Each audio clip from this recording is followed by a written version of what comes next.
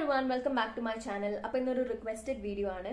എൻ്റെ അടുത്ത് പീരിയഡ്സിന്റെ first experience ഒക്കെ ചോദിച്ചിട്ട് ഒരാൾ മെസ്സേജ് അയച്ചിട്ടുണ്ടായിരുന്നു. അപ്പോൾ ഞാൻ വിചാരിച്ചു എൻ്റെ പീരിയഡ്സ് എക്സ്പീരിയൻസും ഞാൻ ചെയ്യുന്ന കുറച്ച് കാര്യങ്ങളൊക്കെ ഷെയർ ചെയ്യാമെന്ന്. അപ്പോൾ വീഡിയോ കണ്ടാലോ?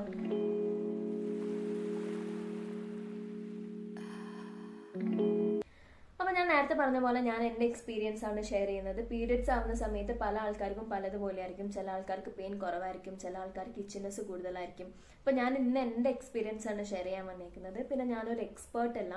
നിങ്ങൾക്ക് കൂടുതൽ പെയിൻ ഉണ്ട്, അല്ലെങ്കിൽ കുറച്ച് ഇച്ചിനെസ് കൂടുതലാണ്, വെജൈനൽ സ്മെല്ല് കൂടുതലാണെന്നൊക്കെ ഉണ്ടെങ്കിൽ നിങ്ങളൊരു എക്സ്പേർട്ടിനെ കൺസൾട്ട് ചെയ്യുന്നതായിരിക്കും എപ്പോഴും നല്ലത്.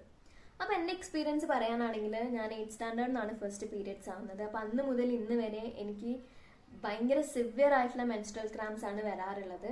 ആദ്യമൊക്കെ എനിക്ക് ഡേ 1, ഡേ 2, ഡേ 3 ആ ഒരു പെയിൻ ഉണ്ടാവാറുണ്ട്. പക്ഷെ ഇപ്പം ഡേ 1 കുറച്ച് മണിക്കൂറിലേക്ക് മാത്രമേ എനിക്ക് പെയിൻ ഉണ്ടാവാറുള്ളൂ. ഇപ്പം ഞാൻ കൂടുതൽ ഫേസ് ചെയ്യുന്ന ഒരു ഇഷ്യൂ എന്ന് പറഞ്ഞിട്ടുണ്ടെങ്കിൽ ഇച്ചിനെസ് ആണ്.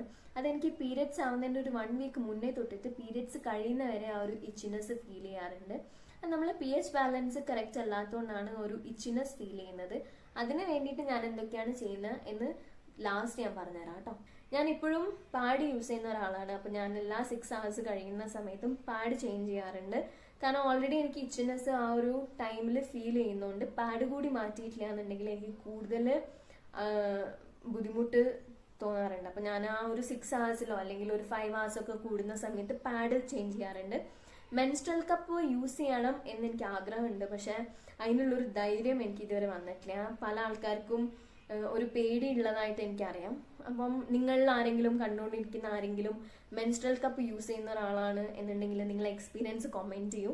അതുപോലെ തന്നെ നിങ്ങൾ യൂസ് ചെയ്യുന്ന ബ്രാൻഡ്, നിങ്ങൾ യൂസ് ചെയ്തിട്ടുള്ള എക്സ്പീരിയൻസ് ഒക്കെ ഷെയർ ചെയ്യുകയാണെങ്കിൽ അത് കുറച്ചും കൂടി യൂസ്ഫുൾ ആയിരിക്കും. ഞാനും ട്രൈ ചെയ്യാൻ വേണ്ടിയിട്ട് ശ്രമിക്കാം. അപ്പോൾ പീരിയഡ്സ് എന്ന് പറയുമ്പോൾ പെയിനും ഇച്ചിനെസ്സും മാത്രമല്ല, നമ്മൾ ഗേൾസിന് പീരിയഡ്സ് ആകുമ്പോൾ മാത്രം കണ്ടുവരുന്ന കുറച്ച് പ്രശ്നങ്ങൾ കൂടിയുണ്ട്. അപ്പോൾ ആദ്യത്തെ പ്രശ്നമാണ് മൂഡ് സ്വിങ്സ്.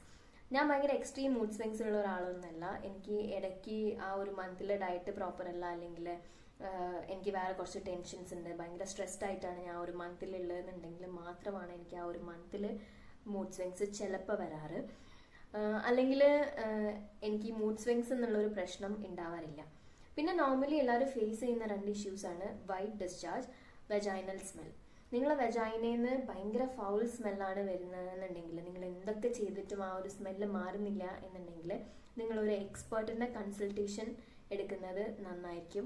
കാരണം നിങ്ങൾക്ക് ഇൻഫെക്ഷൻ ഉണ്ടാവാനുള്ള ചാൻസസ് ഭയങ്കര കൂടുതലാണ്. അതേപോലെ തന്നെ നിങ്ങളെ വൈറ്റ് ഡിസ്ചാർജിൻ്റെ കളർ കുറച്ച് മാറിയിട്ട് ഒരു ബ്രൗണിലേക്കൊക്കെയാണ് വരുന്നതെന്നുണ്ടെങ്കിൽ നിങ്ങൾ എന്തായാലും ഒരു എക്സ്പേർട്ടിനെ കൺസൾട്ട് ചെയ്യണം. അപ്പോഴും നിങ്ങൾക്ക് ഇൻഫെക്ഷൻ വരാനുള്ള ചാൻസസ് കൂടുതലാണ്. അപ്പോൾ ഒരു പ്രിക്കോഷൻ എന്നുള്ള രീതിക്ക് നിങ്ങൾ ഫസ്റ്റിൽ തന്നെ അത് ആ ഒരു കളറോ അല്ലെങ്കിൽ ആ ഒരു സ്മെല്ലോ ഐഡൻറ്റിഫൈ ചെയ്യുകയാണെങ്കിൽ അപ്പോൾ തന്നെ ഒരു കൺസൾട്ടേഷൻ എടുക്കുന്നത് നന്നായിരിക്കും. ഈ പറഞ്ഞ പ്രശ്നങ്ങളൊന്നും അല്ലാതെ ഞാൻ ഫേസ് ചെയ്ത മറ്റൊരു പ്രശ്നമാണ് ഇറഗുലർ പീരിയഡ്സ്. ഞാനൊരു ഗൈനക്കോളജിസ്റ്റിനെ കൺസൾട്ട് ചെയ്ത സമയത്ത് എന്നോട് പറഞ്ഞൊരു കാര്യം എന്താണെന്ന് വെച്ചാൽ, ഞാൻ പെട്ടെന്നാണ് വെയിറ്റ് ഗെയിൻ ചെയ്തത്.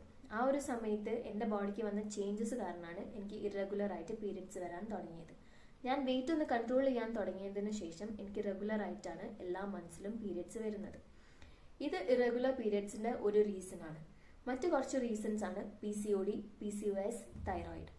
നിങ്ങൾക്ക് ആർക്കെങ്കിലും ഇറഗുലർ ആയിട്ടാണ് പീരിയഡ്സ് വരുന്നതെന്നുണ്ടെങ്കിൽ നിങ്ങൾ ഈ ടെസ്റ്റ് എല്ലാം എടുക്കുന്നത് വളരെ നന്നായിരിക്കും. അപ്പോൾ ഇത്രയൊക്കെയുള്ളൂ എൻ്റെ എക്സ്പീരിയൻസ് എന്ന് പറഞ്ഞിട്ട് പറയാനുള്ളത്. ഇച്ചിനെസ് ഒഴിവാക്കാൻ വേണ്ടിയിട്ടും pH ബാലൻസ് ചെയ്യാൻ വേണ്ടിയിട്ടും മാർക്കറ്റ്സിൽ ഇപ്പോൾ പല പ്രോഡക്ട്സും അവൈലബിൾ ആണ്. അതിൽ നിങ്ങൾ യൂസ് ചെയ്തുകൊണ്ടിരിക്കുന്ന പ്രോഡക്ട്സ് നിങ്ങൾക്ക് കണ്ടിന്യൂ ചെയ്യാം.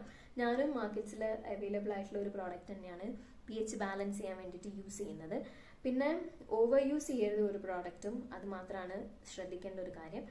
പിന്നെ പെയിൻ വരുന്ന സമയത്ത് ഞാൻ ടാബ്ലറ്റ്സ് കഴിക്കുന്ന ഒരാളല്ല, ഹോം റെമഡീസ് ആണ് കൂടുതൽ യൂസ് ചെയ്യാറുള്ളത്. അതാണ് എനിക്ക് കുറച്ചും കൂടി യൂസ്ഫുൾ ആയിട്ട് തോന്നിയിട്ടുള്ളത്.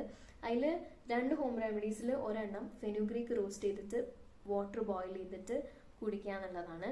അതേപോലെ തന്നെ ജീരകവും ഉലുവയും നമുക്ക് ബോഡിയിലേക്ക് ചൂട് തരുന്ന 2 കാര്യങ്ങളാണ്. അപ്പം നമുക്ക് പെയിൻ ഉള്ള സമയത്ത് ഉള്ളിലേക്ക് ചൂട് കൊടുക്കുന്ന സമയത്ത് ആ ഒരു പെയിൻ കുറയുന്ന പോലെ എനിക്ക് നല്ലോണം ഫീൽ ചെയ്തിട്ടുണ്ട്. നിങ്ങൾ ട്രൈ ചെയ്യാത്ത ആൾക്കാരാണെന്നുണ്ടെങ്കിൽ ഇതൊന്ന് ട്രൈ ചെയ്ത് നോക്കൂ. എന്നിട്ട് നിങ്ങളെ ഫീഡ്ബാക്ക് കമൻസിൽ അറിയിക്കണം. അപ്പോൾ ഇന്നത്തെ വീഡിയോ ഇത്രയേ ഉള്ളൂ. നിങ്ങൾക്ക് ഈ വീഡിയോ ഇഷ്ടപ്പെട്ടു, ഇത് കുറച്ച് നിങ്ങൾക്ക് യൂസ്ഫുൾ ആയിട്ട് തോന്നി എന്നുണ്ടെങ്കിൽ കമൻസിൽ നിങ്ങൾ അഭിപ്രായം അറിയിക്കാൻ മറക്കരുത്. നിങ്ങൾക്ക് എൻ്റെ വീഡിയോസ് ഇഷ്ടപ്പെട്ടെന്നുണ്ടെങ്കിൽ എൻ്റെ ചാനൽ സബ്സ്ക്രൈബ് ചെയ്യാനും എൻ്റെ വീഡിയോസ് ലൈക്ക് ചെയ്യാനും മറക്കരുത്. അപ്പോൾ അടുത്തൊരു വീഡിയോയിൽ കാണുന്നവരേക്കും ബൈ.